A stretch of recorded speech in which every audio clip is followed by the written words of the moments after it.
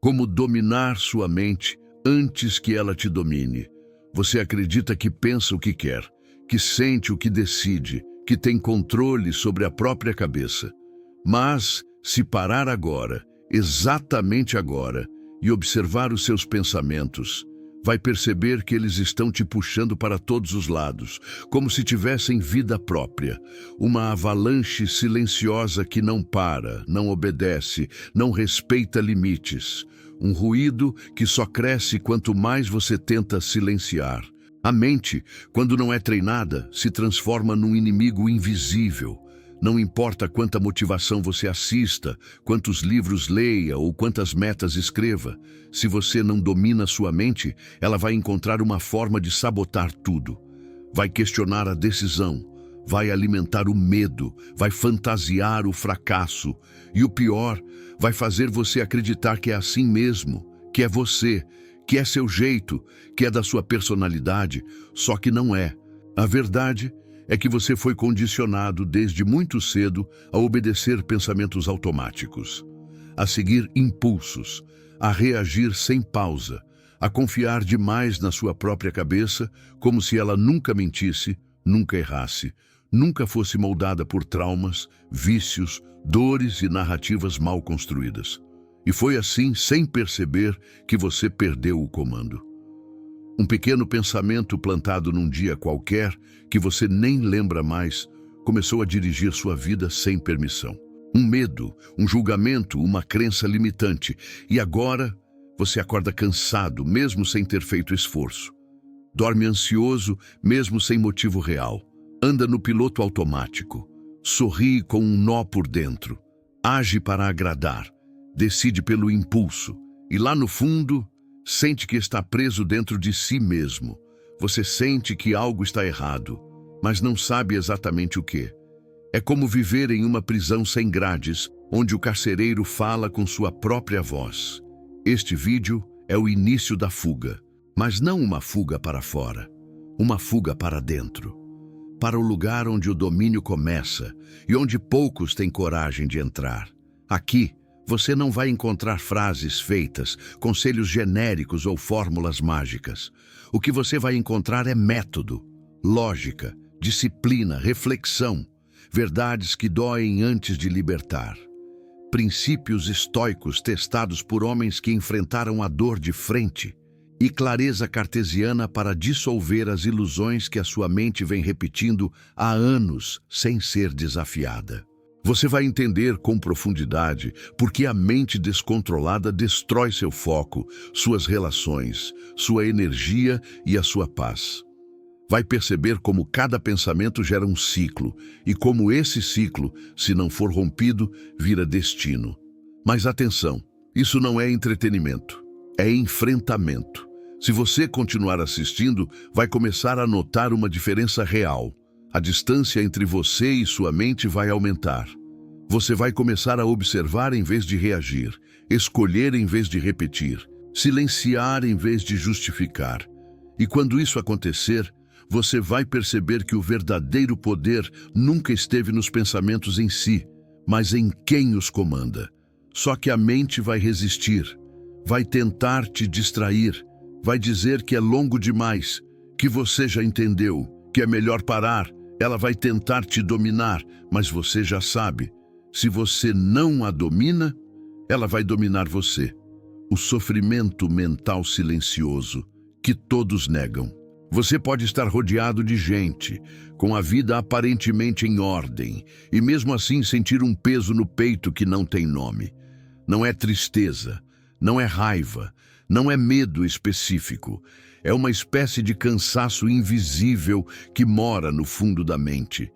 Um esgotamento que parece não ter origem, mas te acompanha onde quer que vá. Esse é o sofrimento mental silencioso, aquele que ninguém vê, ninguém entende, nem mesmo você consegue explicar direito, porque ele não grita, ele sussurra, elimina sua energia aos poucos. E o pior, ele é disfarçado pelo mundo moderno como algo normal, como rotina, como estresse, como fase. Mas não é uma fase. É a consequência de uma mente que nunca para, nunca descansa, nunca silencia. A maioria vive como se fosse normal pensar demais o tempo todo, planejar o futuro em excesso, relembrar o passado compulsivamente, se comparar, se cobrar, se culpar, reagir por impulso, dormir com a mente acelerada, acordar com o mesmo turbilhão de pensamentos do dia anterior, como se fosse um filme que nunca termina. Isso se tornou o padrão e ninguém questiona. Ninguém para perceber que esse estado de agitação mental crônica é justamente o que está destruindo a clareza, a alegria, a coragem e a estabilidade emocional das pessoas. A mente, quando descontrolada, vira uma usina de sofrimento autogerado. Você pensa em algo que ainda nem aconteceu, sente o medo como se já estivesse acontecendo, reage como se fosse real. E depois ainda carrega a culpa por ter perdido o controle. E esse ciclo se repete dia após dia. E cada repetição reforça a crença de que você é assim mesmo, que não tem jeito, que é ansioso, que é inseguro, que é instável. Mas a verdade é que você não é assim. Você apenas está aprisionado dentro de uma mente que nunca aprendeu a obedecer. A dor mental se tornou silenciosa porque a maioria aprendeu a esconder, a usar máscaras sociais, a sorrir no automático, a performar uma versão aceitável de si mesmo, enquanto lá dentro tudo desaba em câmera lenta. E essa dor vai se acumulando. Pequenas feridas não curadas viram padrões de pensamento, e os pensamentos viram hábitos emocionais, e os hábitos viram identidade. Até que você já nem sabe mais quem está no comando. E aí começa o verdadeiro problema, quando você para de confiar na própria mente, mas continua obedecendo tudo o que ela diz. Você sabe que está te sabotando, mas obedece. Sabe que está mentindo para você, mas acredita. Sabe que está exagerando, mas sente como se fosse verdade.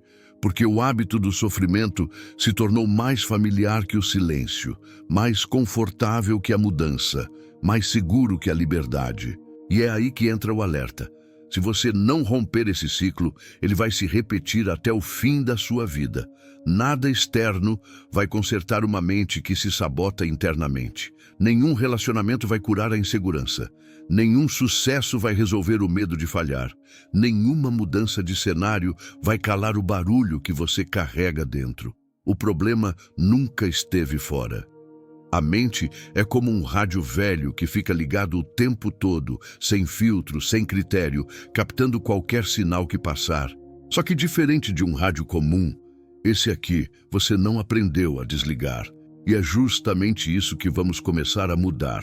Não se trata de parar de pensar, mas de pensar com comando, de colocar ordem onde hoje só existe ruído, de separar o que é verdade do que é invenção mental, de perceber que esse sofrimento que você sente pode ser dissolvido, não com frases bonitas, mas com lucidez, com método, com prática diária de observação e correção.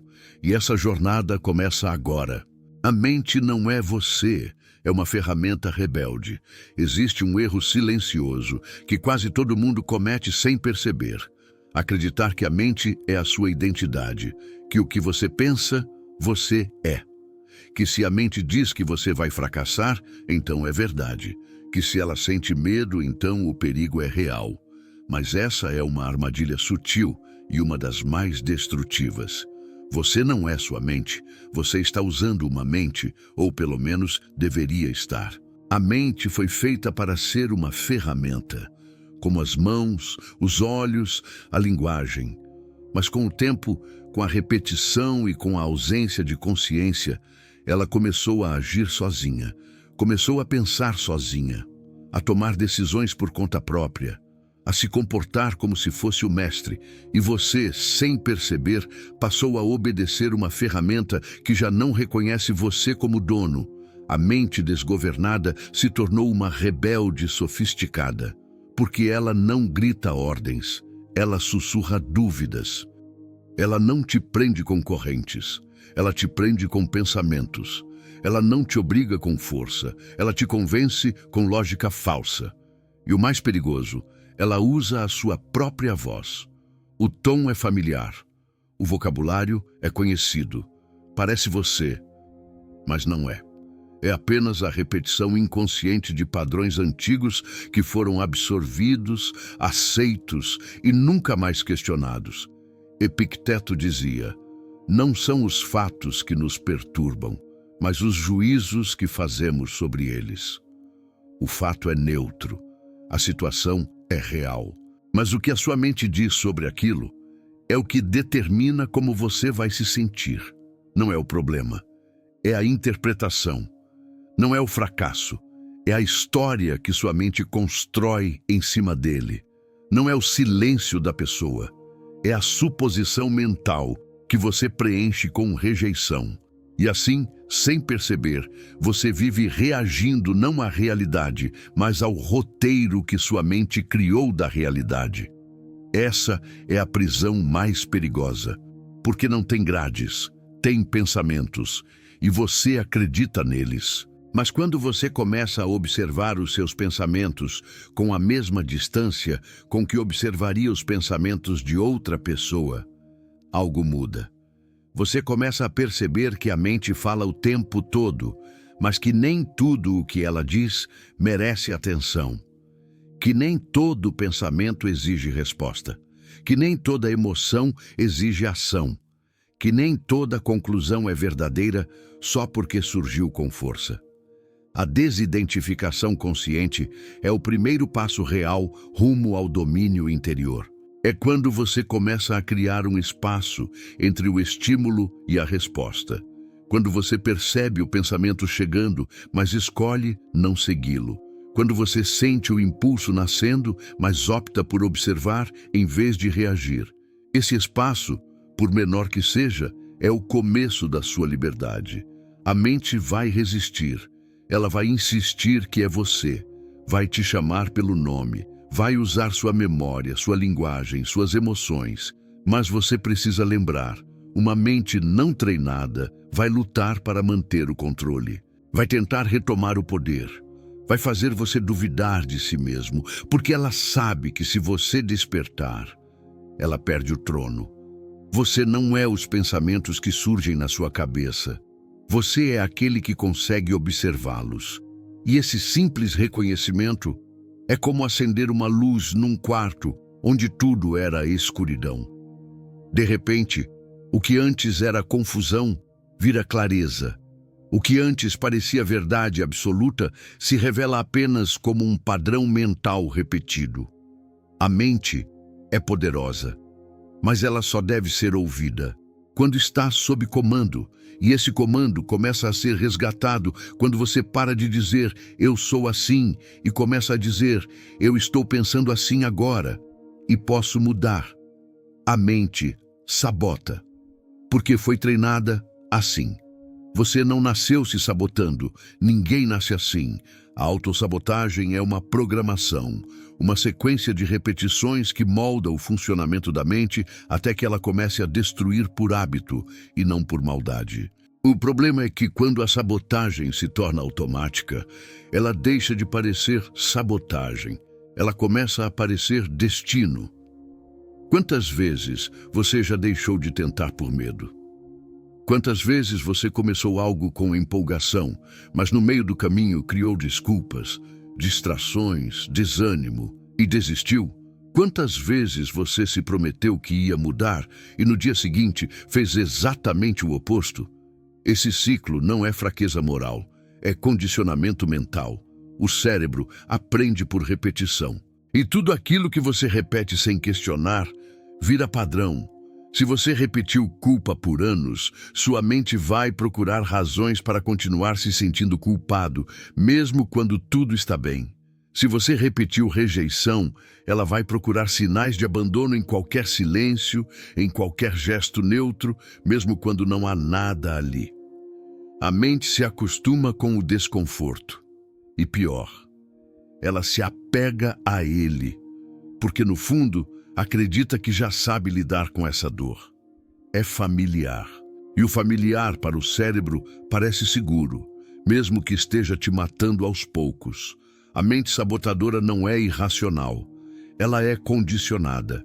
Ela aprendeu em algum momento do passado que evitar o risco era mais seguro do que enfrentar a dor, que se proteger era melhor do que se expor, que controlar tudo era mais seguro do que confiar. E agora, mesmo quando a sua realidade mudou, a programação continua rodando como um sistema desatualizado que trava sua evolução. A cada vez que você se sabota, reforça um circuito, um atalho mental, um caminho fácil que o cérebro percorre porque já conhece. Pensamento gera emoção, emoção gera ação, ação reforça o pensamento, e esse ciclo se alimenta até virar identidade. Até que você diga, eu sou assim, mas você não é. Você só está condicionado a repetir o que foi instalado. É preciso quebrar o ciclo, e isso só acontece quando você traz consciência para o automático. Quando você para de lutar contra a mente como se ela fosse um inimigo externo e começa a reprogramá-la como quem reeduca um músculo atrofiado. A mente aprende por repetição? Então repita com intenção. Ela se molda por padrões? Então crie novos padrões, mesmo que no começo pareçam falsos. A primeira reprogramação começa com a escolha do que você alimenta. Você alimenta sua mente com o quê? Com medo, com comparação, com distração, ou com clareza, com estudo, com silêncio, com lógica? O conteúdo que você consome todos os dias se torna a matéria-prima dos seus pensamentos. E os seus pensamentos se tornam os limites da sua ação. Descartes ensinava que todo conhecimento verdadeiro deveria ser reconstruído do zero, como uma casa velha que precisa ser demolida para não cair sobre quem tenta habitá-la. Sua mente precisa dessa reconstrução. E o primeiro passo é reconhecer que o que está nela hoje foi colocado por outros, por traumas, por ambientes, por repetições inconscientes. Mas o que virá daqui em diante pode ser escolhido. A mente não quer te sabotar. Ela só não sabe fazer diferente. Mas agora você sabe. E isso muda tudo. Porque uma vez que você entende o mecanismo da sabotagem, você não está mais refém. Você é responsável, e essa responsabilidade pode parecer pesada no início, mas ela é o preço da liberdade. Porque quem se recusa a assumir o comando da própria mente será condenado a obedecê-la pelo resto da vida. A ilusão da liberdade mental. A ideia de liberdade se tornou um dos maiores mitos da era moderna. Falam em pensar livremente, agir como quiser, sentir sem filtros. Mas a verdade é que a maioria das pessoas que gritam por liberdade estão acorrentadas por dentro, porque confundiram liberdade com ausência de disciplina, confundiram pensar com devaneio e confundiram vontade com impulso. A mente sem direção não é livre, é perdida, e o pensamento sem controle não é liberdade, é ruído. Marco Aurélio disse com precisão: a mente que vagueia é uma mente escrava, escrava dos estímulos, escrava das opiniões, escrava da própria agitação interna que ela mesma não entende, mas obedece. Você já reparou como sua mente salta de uma coisa para outra sem sua permissão? Você tenta focar, ela desvia. Você quer descansar, ela revive cenas do passado. Você quer dormir, ela projeta tragédias no futuro. E você chama isso de liberdade de pensar. Mas não é liberdade, é falta de comando. A mente precisa de estrutura, e estrutura não é prisão, é direção. O pensamento livre só é útil quando é voluntário, deliberado, consciente.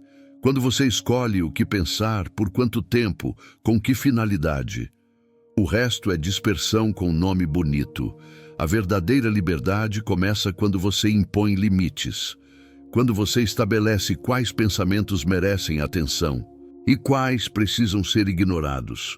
Quando você decide que nem tudo o que surge na sua cabeça deve ser acolhido, cultivado ou transformado em ação. Porque se tudo que a mente produz for considerado sagrado, você se tornará servo de um mestre confuso, contraditório e cansado. O mundo te oferece distrações em todas as direções, e cada distração rouba sua capacidade de introspecção, de foco, de reflexão profunda, de escuta interior. Você tem liberdade para escolher, mas vive escolhendo se dispersar. Vive clicando, pulando, reagindo, opinando. A mente, nesse cenário, se torna um campo de batalha onde nenhuma ideia se sustenta tempo suficiente para se transformar em convicção. A mente livre, de fato, é aquela que tem direção, que sabe o que importa, que sabe o que ignorar, que sabe quando silenciar e que sabe reconhecer com honestidade que nem tudo que ela produz é digno de confiança. Porque o pensamento não vale pela intensidade com que surge, mas pela clareza com que foi escolhido. Descartes entendia isso quando dizia que o pensamento precisa seguir uma ordem: evidência, análise, desmembramento, revisão. Um pensamento livre, sem método, é tão perigoso quanto uma arma na mão de uma criança. Por isso, o domínio mental exige um rigor que poucos estão dispostos a aplicar. Mas é esse rigor que constrói a liberdade de verdade. Aquela que não depende de circunstâncias, de aprovação, de certezas externas. Liberdade mental não é pensar o que quiser. É ser capaz de não pensar o que não se deve. É resistir ao impulso. É calar a voz interior que distorce, exagera, mente. É treinar a mente como quem treina um guerreiro, com ordem, com disciplina, com estratégia. E esse treinamento não começa quando tudo está calmo. Ele começa no caos, no meio da confusão. Quando você sente o impulso de reagir, de desistir, de explodir, e escolhe não seguir o pensamento automático. Esse momento de escolha é onde nasce a liberdade real. Você não vai dominar sua mente enquanto continuar acreditando que liberdade é ausência de estrutura. Porque o que parece liberdade, muitas vezes é apenas fuga. E quem vive fugindo do comando acaba vivendo obedecendo ao que mais deveria enfrentar, a própria mente indisciplinada. O primeiro treinamento estoico: atenção plena ao impulso. O impulso é o instante em que a mente tenta te dominar. É o momento em que o corpo já quer agir. A voz já quer responder. A emoção já tomou conta. E você ainda acredita que está no controle, mas não está.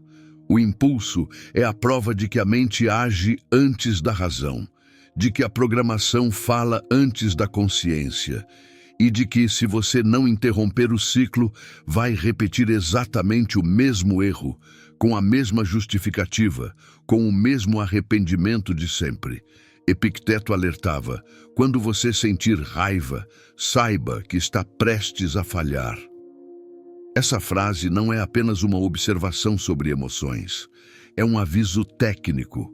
Porque o impulso é o nascimento do descontrole, é o momento mais fértil para a sabotagem, é o segundo antes da explosão, antes da decisão precipitada, antes da resposta destrutiva, antes do comportamento que você já jurou que não iria repetir. Se você quer dominar a mente, não comece tentando mudar os pensamentos, comece observando os impulsos.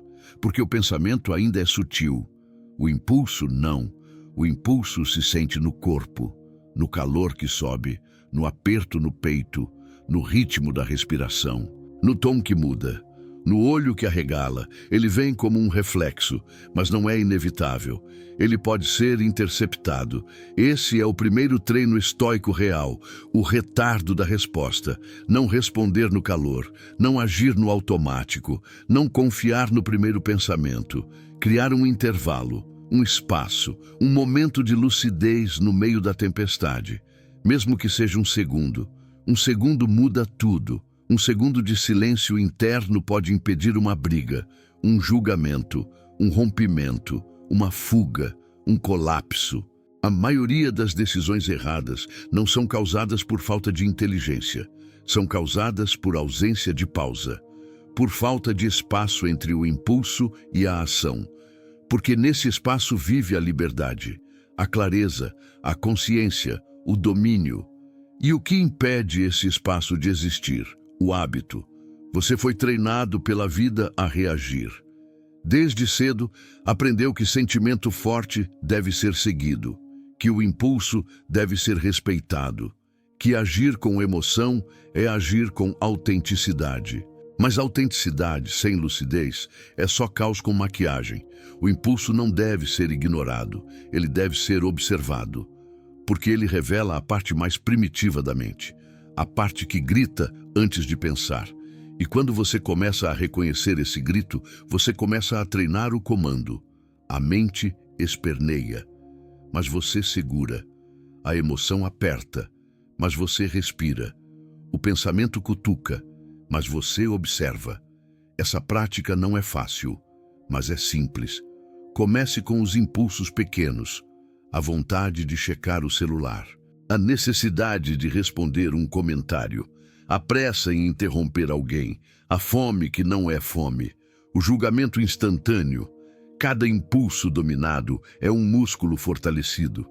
Cada impulso contido é uma prova de que você está acordando, que você não é mais refém. Você vai falhar várias vezes, vai ceder, vai explodir, vai agir sem pensar, mas não é sobre perfeição, é sobre redução, reduzir a frequência, reduzir a força, reduzir a obediência, até que um dia o impulso vem e você nem se move, só observa e sorri, porque naquele momento você percebe que não é mais a mente que comanda, é você. O domínio mental começa com o domínio do impulso, porque quem não consegue vencer um segundo será vencido por uma vida inteira. Descartes e o poder de pensar com clareza. A mente descontrolada não só pensa demais, ela pensa mal, pensa em círculos, pensa com pressa, pensa com medo, pensa com base em suposições, distorções e julgamentos apressados. E o pior, acha que está certa. Acha que está raciocinando, quando na verdade está apenas revivendo padrões emocionais disfarçados de lógica. René Descartes entendeu isso muito antes da psicologia moderna. Ele sabia que a mente, se não for conduzida com método, cai facilmente em armadilhas. Por isso criou um processo de pensamento estruturado, uma espécie de faxina mental. Um ritual de purificação da razão, porque para ele, pensar com clareza era uma questão de sobrevivência da verdade. E toda verdade confusa é um tipo de mentira sutil. Descartes não acreditava em conclusões rápidas. Ele não aceitava certezas herdadas. Seu método tinha 4 etapas: evidência, análise, ordem e revisão. A primeira etapa é a evidência. Nunca aceitar nada como verdadeiro sem ter certeza clara e distinta. Isso significa duvidar de tudo que parece óbvio. Questionar as frases prontas da mente. Eu sou um fracasso. Ela me odeia. Nada dá certo para mim.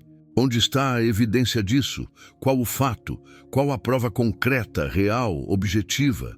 Sem essa evidência, todo pensamento é apenas ruído emocional com aparência de verdade. A segunda etapa é a análise. Dividir cada problema em partes menores.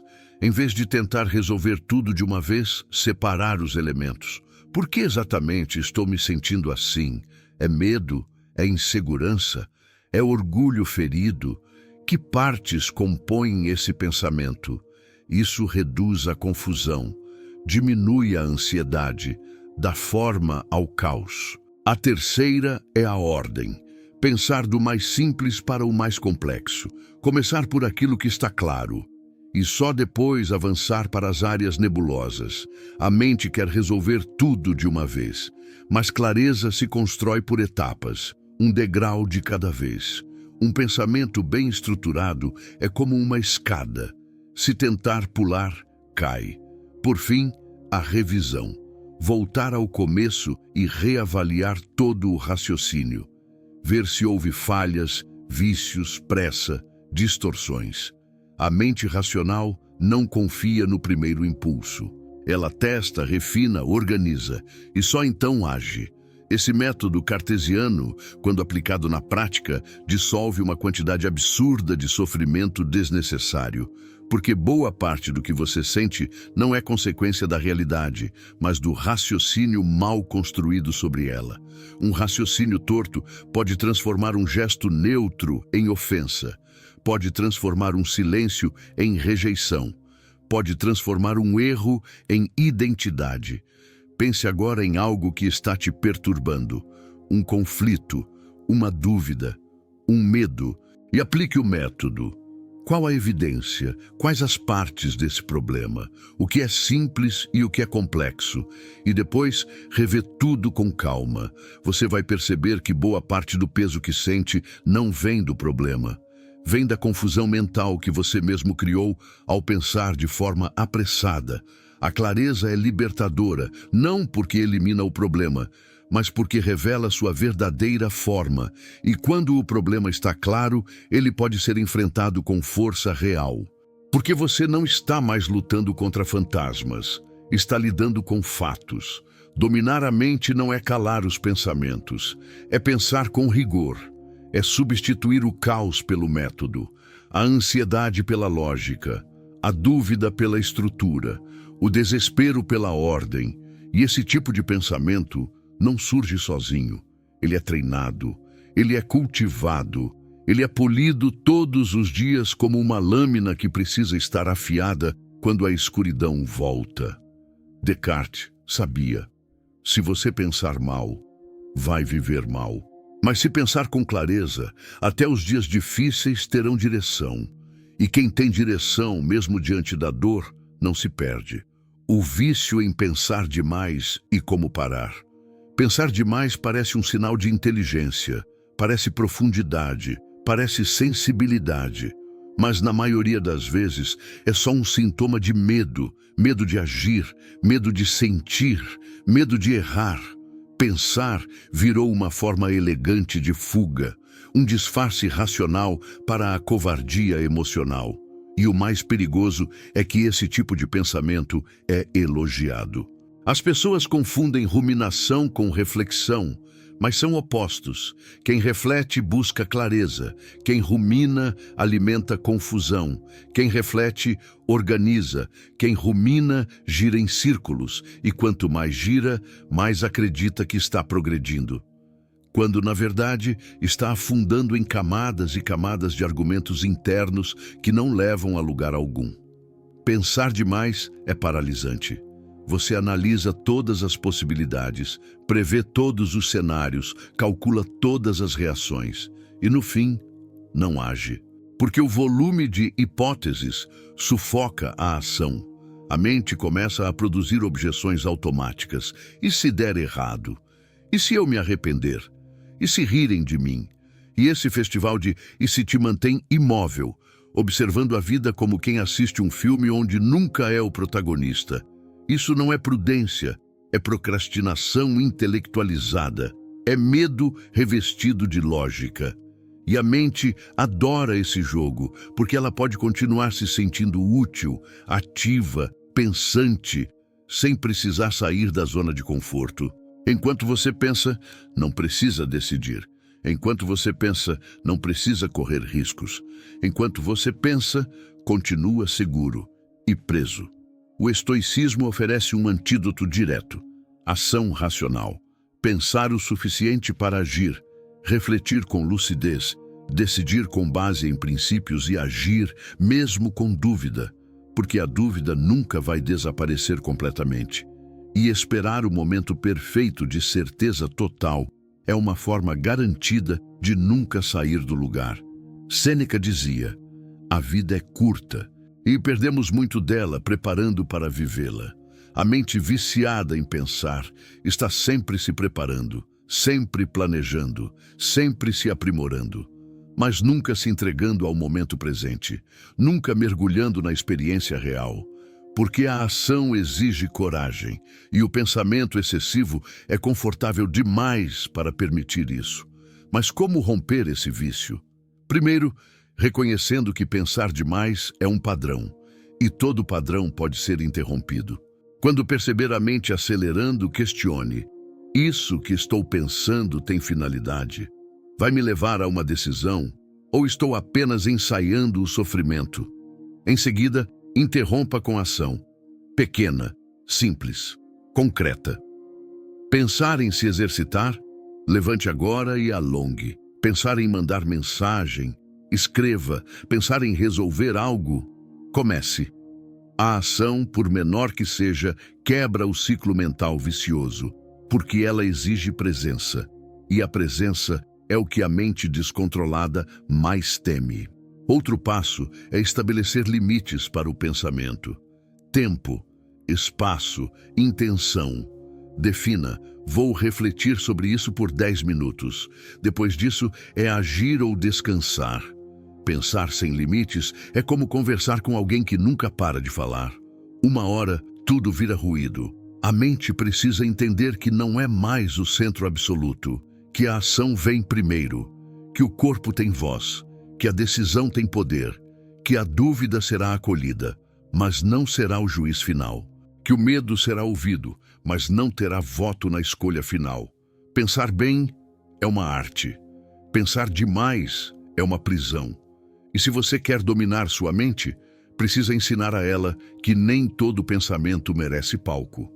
Alguns devem ser cortados antes mesmo da primeira cena. Construa uma fortaleza mental diária, ritual estoico. Se você não começa o dia dominando a sua mente, ela vai te dominar até a noite. É uma simples questão de território. Ou você ocupa primeiro, ou será ocupado. A mente não acorda neutra. Ela desperta com memórias, desejos, medos, impulsos e ruídos. E se você não estabelece uma direção logo cedo, vai passar o resto do dia reagindo em vez de comandar. É por isso que os estoicos praticavam o que hoje podemos chamar de ritual mental matinal. Um treinamento diário, breve, mas profundo, de preparação para o combate invisível que é viver com consciência num mundo que empurra para a distração, para a superficialidade e para o colapso emocional. Esse ritual não exige horas, nem velas, nem mantras. Exige apenas lucidez e 3 perguntas. 3 reflexões que colocam sua mente no lugar antes que ela tente te tirar do eixo. A primeira pergunta é: o que está sob o meu controle hoje? Essa pergunta dissolve o excesso de preocupação, porque a maioria da ansiedade surge quando você tenta controlar o que não depende de você. A reação do outro, o resultado, a opinião alheia, o futuro, a saúde dos outros, o humor do parceiro. Nada disso está nas suas mãos. E quando você foca no que não pode controlar, a mente começa a girar em pânico, tentando achar estratégias para mudar o incontrolável. Voltar o foco para o que é seu, de fato, devolve o poder real. Você pode controlar sua intenção, sua disciplina, sua atitude, sua fala, suas escolhas. Esse é o território do domínio. Todo o resto é ruído. A segunda pergunta é: o que eu não devo deixar me perturbar? O dia vai testar sua mente, sempre. Vai ter trânsito, mensagem mal interpretada, situação fora do script. A pergunta estoica aqui é: isso que está acontecendo merece minha perturbação? Ou minha mente está transformando algo pequeno em um drama desnecessário? Marco Aurélio dizia: você tem poder sobre sua mente, não sobre os eventos externos. Perceba isso e você encontrará força. Essa força começa no filtro. No momento em que algo externo tenta invadir sua paz, e você escolhe não deixar entrar. Porque entendeu que paz mental é uma responsabilidade sua e não um presente do mundo. A terceira pergunta é: qual é o propósito da minha ação hoje? Sem propósito, a mente se dispersa. Sem direção, qualquer coisa parece importante. E aí você vive apagando incêndios que nem eram seus. O propósito é o que dá estrutura ao dia, o que dá sentido ao esforço, o que protege sua energia do desperdício. Perguntar isso logo cedo alinha o que você faz com quem você quer se tornar. Porque a ação que você repete molda o caráter, e o caráter repetido molda o destino. Essas três perguntas funcionam como âncoras, como uma muralha interior, uma fortaleza, e você pode escrevê-las, pode recitá-las, pode mentalizá-las com firmeza enquanto toma banho, caminha ou olha para o céu. O que importa não é a forma, é o foco. Essa prática, feita com constância, começa a reorganizar a mente. Ela passa a entender que há um comando, que existe um núcleo de clareza no meio do caos, que há um general presente e não um soldado perdido em campo inimigo. A mente precisa ser lembrada todos os dias de quem está no comando, porque o mundo vai tentar assumir esse lugar. A ansiedade vai tentar ocupar esse trono. Os outros vão projetar suas vozes dentro de você. E se você não se posicionar logo cedo, a mente vai se confundir sobre quem ela serve. Você quer paz? Comece o dia como um estoico, e a paz virá, não como ausência de problemas, mas como presença de domínio. O pensamento que mata todos os outros. Existe um pensamento que, quando verdadeiramente compreendido, dissolve todos os outros. Um pensamento que desmonta preocupações fabricadas, silencia angústias exageradas, expõe a pequenez das vaidades e desmascara os medos mascarados de racionalidade. Um pensamento estoico, simples, direto e cortante como uma espada. E se nada disso importasse? Essa pergunta não é cinismo, não é apatia, é clareza, é perspectiva. É o tipo de pergunta que Marco Aurélio se fazia ao contemplar a morte, a transitoriedade, a vastidão do tempo e a pequenez das nossas aflições cotidianas. O imperador filósofo sabia que o maior antídoto contra o desespero é a consciência de que tudo passa, tudo morre, tudo desaparece, incluindo você. O problema é que a maioria vive como se fosse eterna, como se cada problema fosse decisivo, como se cada crítica fosse uma sentença, como se cada erro fosse o fim. Mas não é. Nada disso importa como sua mente pensa que importa, porque a mente superdimensiona o agora. Ela aumenta o volume do presente como se fosse o único tempo que existe. Mas quando você coloca tudo isso sob a lente da eternidade, tudo muda de escala. A perspectiva cósmica é um remédio amargo para o ego. Ela mostra que você não é o centro do mundo, que sua história é um sopro num planeta flutuando num universo que mal sabe que você existe. E longe de ser deprimente, isso é libertador, porque revela que você está livre para viver com verdade, com coragem, com leveza, sem precisar provar nada para um mundo que vai te esquecer de qualquer forma. Essa consciência não anula a importância das suas escolhas. Ela apenas tira o peso desnecessário que sua mente coloca sobre elas. Você errou? Tudo bem, vai morrer um dia. Alguém te criticou? Não importa, essa pessoa também vai morrer. Está com medo de falhar? Quem não está? Mas daqui a 100 anos, nenhuma dessas memórias existirá. Só restará o que você se tornou e talvez nem isso. Essa é a beleza cruel da vida. A sua chance de agir é agora. Porque o tempo está matando tudo o que você chama de importante. Está corroendo sua aparência, sua reputação, suas certezas, sua juventude. A cada segundo, uma parte de você está morrendo. E sua mente ainda está preocupada com a opinião de alguém que nem se lembra do que disse ontem. O pensamento que mata todos os outros é o pensamento da finitude, porque ele revela o que realmente vale a pena. E o que não vale, morre ali mesmo, morre antes de nascer, morre como deveria ter morrido desde o início.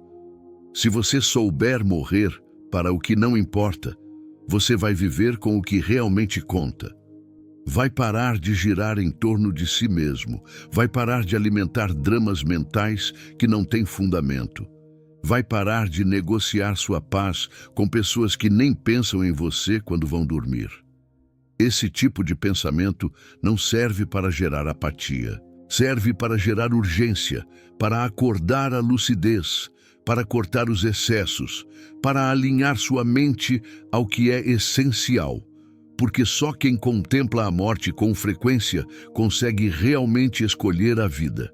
Marco Aurélio escrevia para si mesmo como lembrete: logo você será pó, e tudo isso será esquecido. Não era tristeza, era exatidão. E essa exatidão dava a ele o poder de agir sem hesitar, de falar com sinceridade, de viver com presença. Porque quem entende que tudo vai acabar, começa a viver com muito mais verdade. Dominar a mente também é saber calá-la, e nada a silencia mais rápido do que a lembrança de que ela não é eterna. O silêncio, como forma suprema de domínio. Há um momento, após tantos confrontos internos, em que o silêncio deixa de ser ausência de som e se torna presença de domínio. Quando você para de reagir, de explicar, de justificar, de se defender mentalmente contra inimigos que só existem na sua imaginação, você começa a sentir algo que a maioria nunca experimenta: soberania interior. O silêncio não é fraqueza, é força concentrada. É domínio que não precisa se exibir, é consciência que não precisa se explicar. A mente comum acredita que precisa dizer algo sempre, precisa pensar sempre, precisa reagir sempre. Mas a mente treinada sabe que a palavra mais poderosa é a que não precisa ser dita, que o pensamento mais forte é o que você tem poder para abandonar, que a reação mais sábia é a que você escolhe não seguir. O verdadeiro domínio não se vê no que você consegue fazer, mas no que você consegue não fazer. Não responder à provocação, não alimentar o pensamento destrutivo, não aceitar a distração oferecida, não repetir o velho padrão. Isso exige mais força do que agir por impulso, porque exige vigilância, presença, escolha. O silêncio interior é o espaço onde nasce a lucidez. Quando a mente finalmente para de berrar, você começa a ouvir outra voz. Uma voz mais calma, mais sólida, mais alinhada com quem você realmente é e não com o que o mundo moldou em você. Essa voz não vem com urgência, ela não impõe, ela orienta, ela lembra, ela sustenta. Por isso, a disciplina do silêncio é uma das práticas mais elevadas do domínio mental. Não apenas o silêncio externo, mas principalmente o silêncio interno. A capacidade de assistir ao pensamento sem embarcar, de observar a emoção sem agir, de aceitar o caos ao redor sem ser contaminado por ele. É no silêncio que você começa a perceber quem está de fato no comando. Quando a mente não tem mais estímulo, quando o corpo está em paz, quando o mundo lá fora perde o volume, o que sobra? Você aguenta ficar com você mesmo? Você consegue existir sem barulho? Consegue manter a calma quando nada exige sua performance? Quem cala por escolha, venceu por dentro. Esse tipo de silêncio não é vazio. É presença, é potência, é o espaço onde a mente para de lutar contra si mesma, onde você deixa de ser espectador dos seus próprios ruídos e começa a ser autor do seu estado interior. É o ponto final da jornada de domínio, o lugar onde você percebe que a mente ainda fala, mas você já não precisa ouvir tudo, que ela ainda pensa, mas você já não acredita em tudo, que ela ainda tenta controlar, mas você já não é mais servo. A maioria tem medo do silêncio porque nele não há distração, só você e sua verdade. Mas é justamente nesse espaço que a reconstrução começa, que as vozes externas se calam, que o ego se enfraquece, que a essência emerge, e com ela a força serena de quem não precisa provar mais nada. Você lutou contra a mente, observou os impulsos, reestruturou o pensamento, interrompeu os ciclos, instalou rituais, cortou ruídos, confrontou ilusões e agora chegou aqui, onde a guerra cessa, onde a paz não depende de circunstância, onde o domínio não é mais esforço, é estado, Dominar a mente é ensinar o silêncio a ser seu lar, porque no fim, quem precisa pensar o tempo todo ainda não confia no que se tornou. E você já não é mais o mesmo. Sua mente agora sabe que você acordou. Se você chegou até aqui, não foi por acaso. Sua mente tentou te parar, tentou te distrair, tentou te convencer a desistir, a pular, a sair, mas você ficou, assistiu, refletiu, e isso diz tudo. Diz que você está pronto para assumir um novo tipo de responsabilidade, a de não viver mais no automático, a de não ser mais refém de pensamentos soltos, impulsos incontroláveis e ruídos disfarçados de lógica. Você não precisa lembrar de cada frase que ouviu. Não precisa memorizar cada conceito. Precisa apenas manter viva a consciência de que você tem escolha e que essa escolha acontece todos os dias, no silêncio entre um pensamento e uma reação. Esse intervalo é sua arma, sua chave, sua liberdade. A mente vai tentar retomar o controle, vai testar seus limites, vai jogar com suas fraquezas, mas agora você sabe, não é porque ela fala que você precisa escutar, não é porque ela sente que você precisa obedecer, não é porque ela insiste que você precisa ceder. Volte a este vídeo sempre que precisar lembrar, sempre que o caos parecer maior do que a sua calma, sempre que o velho padrão tentar te puxar de volta. Aqui você tem um mapa, um arsenal de lucidez, um lembrete de que o domínio não é uma teoria, é uma prática. E se essa jornada fez sentido para você, compartilhe com quem precisa. Não por vaidade, mas porque tem gente vivendo no escuro e uma única faísca pode reacender o que já estava quase apagado. Inscreva-se para continuar essa caminhada, porque aqui a mente deixa de ser inimiga e se transforma em aliada. Não vamos falar com a sua zona de conforto, vamos falar com a parte de você que quer despertar, que quer crescer, que quer, de uma vez por todas, tomar o comando da própria vida. Dominar a mente é o começo de tudo.